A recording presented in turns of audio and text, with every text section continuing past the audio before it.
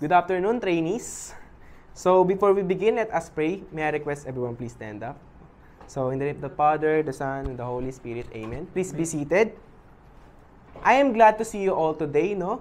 And kindly take a sign with your complete name and signature.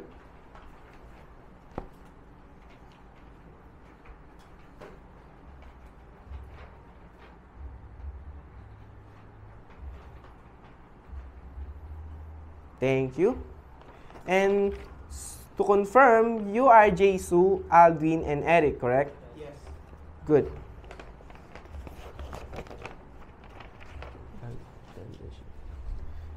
Again, I would like to warmly welcome you to Technological University of the Philippines, no? And I am Cars Andre Paginto, your trainer in Animation Training Center for the qualification of Animation 2D Digital NC3. So, it's a pleasure to meet you all. So, to begin, I would like to gather some basic information about you. And I have here a structured questionnaire that you will need to fill out. Get one and pass. This will help me to understand your individual profiles and learning styles, which will guide me in planning your training activities effectively. Time's up. Please pass your papers. Thank you. So based on your responses, I see that all of you is senior high school graduates and currently pursuing your college level, no? And that's good. It's also good to see that all of you is physically fit and visual learning styles. So this information will be very helpful in planning future learning sessions. So next, I would like to accomplish the self-assessment checklist. So get one and pass.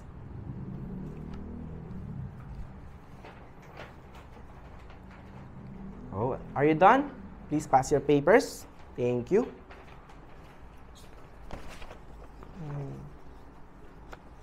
Oh, Aldwin, I noticed that you checked yes on several competency. Kindly make sure to bring your evidences by tomorrow.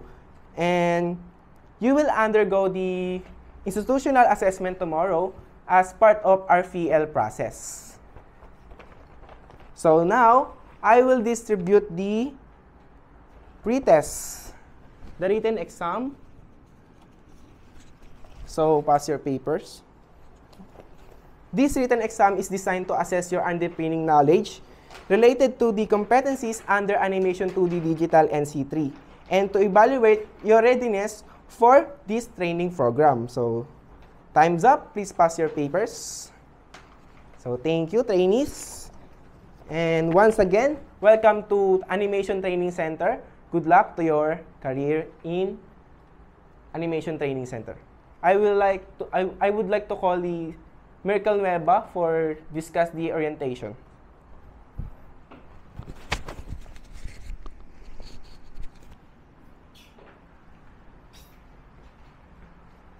Good day, everyone. So let's formally start our orientation. By the way, I am Merkel Ivan Chinueva. And welcome to Animation Training Center, also known as ATC.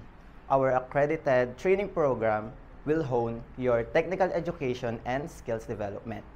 So let's begin by the overview of the CBT or competency-based training. So it is a learner-centered approach that focuses on development of specific skills and competency that aligns with industry standards.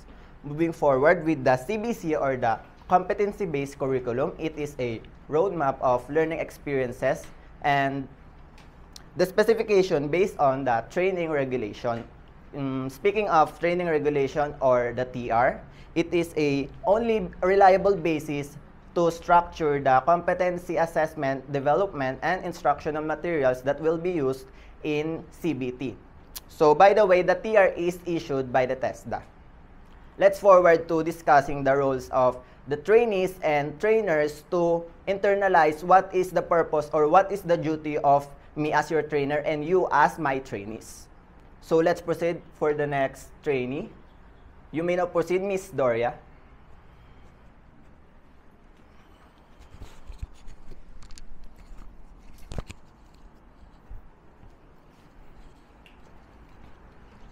Good day, everyone. So now let's discuss our qualifications. So this training is for 2D digital animation NC3 that is composed of 840 hours. So in 2D animation, 2D digital animation, it consists of 3 competencies. First, we have the basic competencies that is composed of 64 hours. Next, we have the common competencies that is composed of 16 hours. Last, we have the core competencies that is composed of 760 hours. Next, we have the monitoring tools. Here we have the progress chart and the achievement chart. And for the assessment method, we have the written test, demonstration, observation, and oral questioning. And for the house rules, we would like you to be on time and avoid absences, respect your trainer and your fellow trainees, and last, for the grading systems. So in CBT, there's an evaluation system, and that is not numerical. I would like you to continue the discussion, Ms. Rhoda.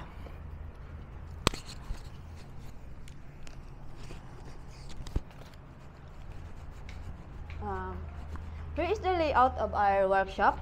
The comfort room is just beside us. So if you need to go, just ask for my permission.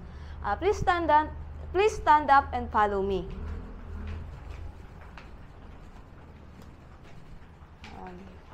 Here's a practical work area, institutional assessment area, quality control area, and computer laboratory. So next is this one is a contextual learning laboratory, a learning resources center, and trainers resources area, then support area. So, do you have any question about the different areas inside the workshop? None. So, if none, go back to a conceptual learning laboratory. So, do you have any question regarding our orientation for today? None. So, if none, class dismissed. Thank you.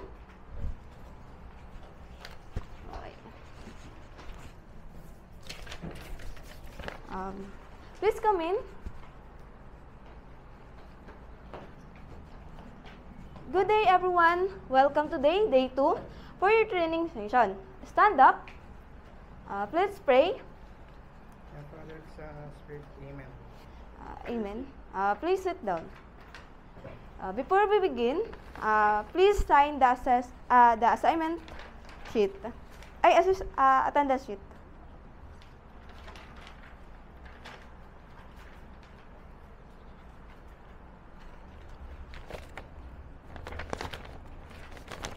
Okay, thank you. The training activity matrix, so you know what tasks and outcomes we'll cover today. Please provide your proof evidence. Thank you so much. Thank you so much. Thank you so much. So, now, I proceed with a short written test to assist your understanding of the basic concept while discussed. All done, please pass your paper.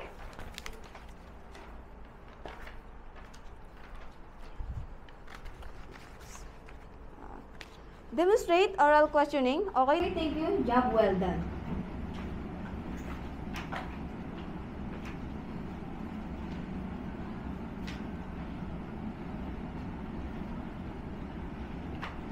Kindly fill out the information sheet provided.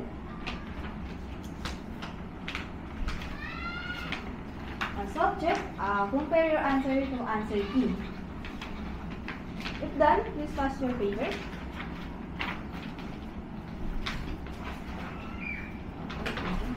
I'm gonna describe regarding model sheet and you should follow. Two of you meet the criteria. Mr. Continco, you got 95%, and Mr. Gallego, you got 90%. Mr. Balyon did not meet the criteria, but we will give you a second chance to retake. Here, Mr. Nueva to assess you. Unfortunately, Mr. Balyon, you need to retake your training, but in line with this, I'm gonna guide you to go to the support area.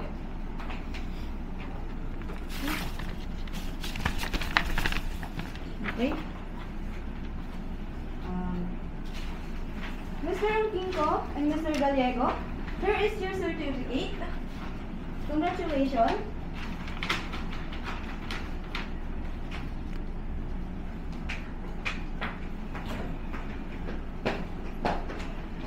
Okay, Mr. Balyon. Come here. Please sit down.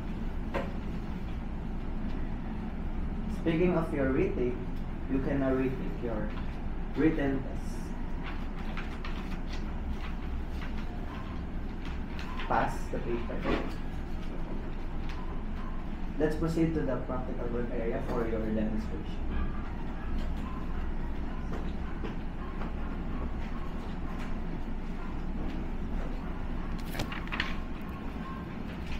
Now let's move back.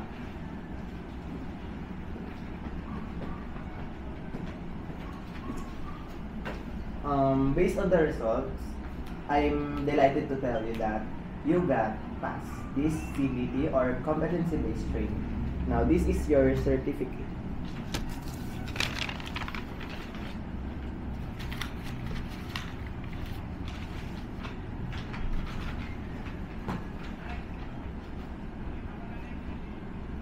You may now proceed, Mr. Mariano.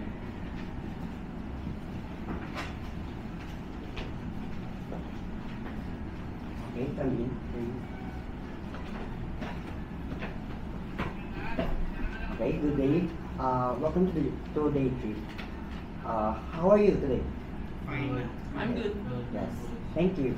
So, kindly sign this attendance sheet to me before we start.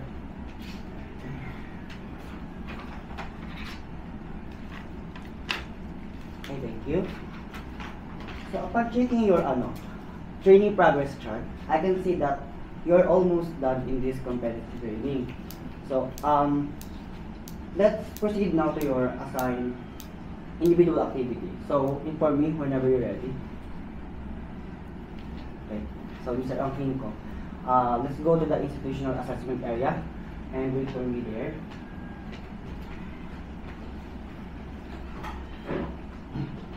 So, here's your written exam. Time's up. Next for our demonstration.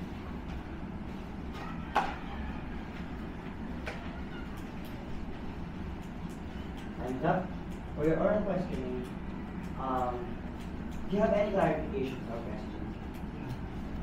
Thank you. So, based on the result of your written exam, demonstration, and your oral questioning, you have passed the institutional assessment. Let's go back to the contextual learning laboratory. Next, may I go on Mr. Eric Gallego?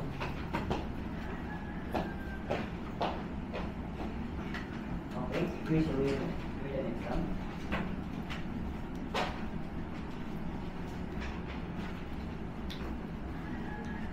And that. Next for our demonstration.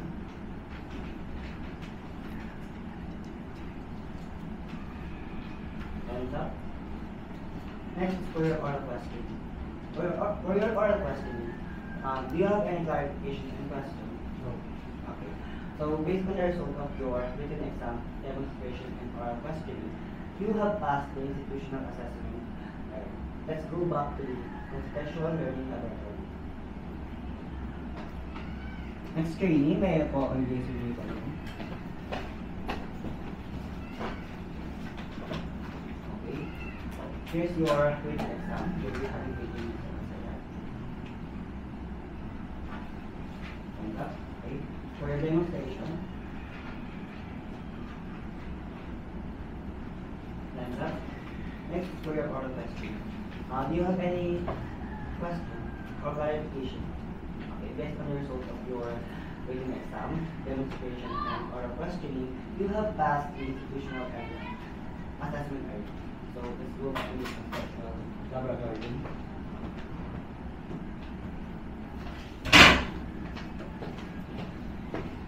Okay, well done. You have completed the competencies in this qualification. So finally, we're in the moment what we have been waiting for, which is the awarding of certificate in 35 days training in 2D animation and C3. So let's have Mark Eric Gallego. Congratulations. Next is Jesus Galion. Congratulations. Lastly, Alvin Ongki. Congratulations. Congratulations, trainee, for completing this training.